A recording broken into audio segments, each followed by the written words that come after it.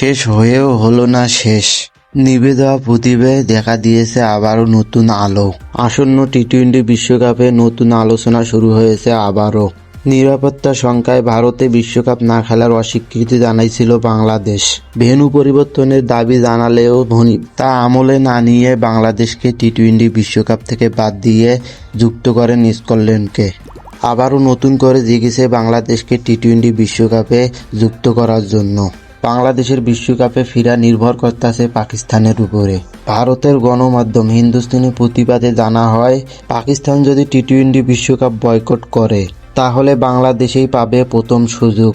পাকিস্তান যদি সরে যাওয়ার সিদ্ধান্ত নেয় তাহলে এ গ্রুপে বাংলাদেশকে যুক্ত করতে পারে। এখানে কূটনীতিক মারপ্যাঁচে ফেলা হচ্ছে বাংলাদেশ ও পাকিস্তানকে।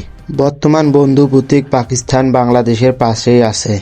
সব দেশ যখন বাংলাদেশের বিপক্ষে, তখন বিসিবি পেয়েছে পিসিবিকে। বাংলাদেশ ও পাকিস্তানের সরকারের জোর আলোচনা চলছে।